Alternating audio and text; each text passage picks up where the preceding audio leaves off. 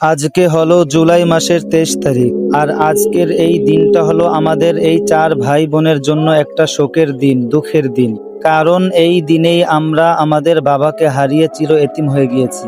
আজকে বাবার মৃত্যুবার্ষিকী। বাবার মৃত্যুর প্রায় 13 বছর অতিবাহিত হয়ে গিয়েছে, কিন্তু আমরা কখনো জানতেই পারি নাই যে বাবার মৃত্যুর তারিখটা কত ছিল। আম্মার কাছে অনেকবার জিজ্ঞেস করেছি, মা, বাবা কবে মারা গিয়েছে, কিন্তু মা কখনো সঠিক তারিখটা বলতে পারে নাই। আর আমিও তখন ছোট ছিলাম, আমার বয়স ছিল তখন 6 থেকে 7 বছর। তখন তো আমি তারিখের কিছুই বুঝতাম না, তাই তারিখটা কখনোই মনে রাখতে পারি নাই। কিন্তু একটা জিনিস আমাদের মনে ছিল, সেই জিনিসটা ছিল রমজান মাস। কারণ আমার বাবা 4 রমজান মারা গিয়েছিল, আর সালটা ছিল 2012। তাই আমাদের বাবার মৃত্যুর তারিখটা খুঁজতে খুব সহজ হয়ে গেল। আজকে বাবার মৃত্যুর 13 বছর পরে হঠাৎ আমার বোন আমাকে মেসেজ দিয়ে বলতেছে যে বাবা কবে মারা গিয়েছে, তোর কি মনে আছে?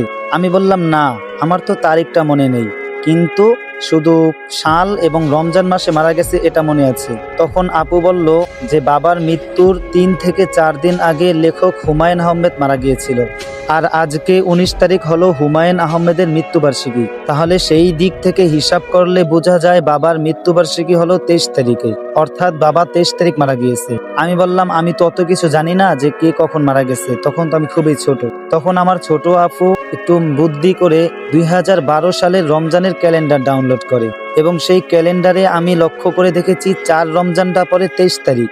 আর ওদিকে যদি হুমায়ুন আহমেদের মৃত্যুর 3 থেকে 4 দিন পরেই মারা যায়, তাহলে হুমায়ুন আহমেদ মারা গিয়েছেন 19 তারিখ।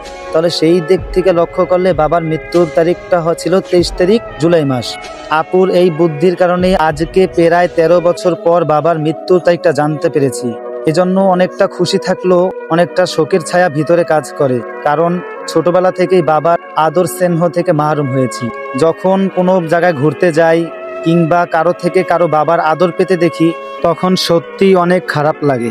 একটা মানুষের 2টা পৃথিবী, এক হলো তার বাবা আর এক হলো তার মা। আমি তো ছোটবেলা থেকেই বাবাকে হারিয়ে একটা পৃথিবী হারিয়ে ফেলেছি। আমার মা, ভাই এবং বোন আমাকে আগলে রেখেছে, এবং বাবার কষ্টটা তেমন একটা বুঝতেও দেয় নাই তারা। যাই হোক, বাবার সম্পর্কে বলতে গেলে কখনোই শেষ হবে না। বাবা নামক মানুষটা সব সময় ভালো থাকুক, সবার জন্য সবাই দোয়া করি। আর আমার বাবার জন্য সবাই একটু স্পেশাল করে দোয়া করবেন। আল্লাহ পাক রব্বুল আলামিন যেন আমার বাবাকে মাগফিরাত করে দেন এবং জান্নাতের সুউচ্চ মাকাম দান করেন। আমিন।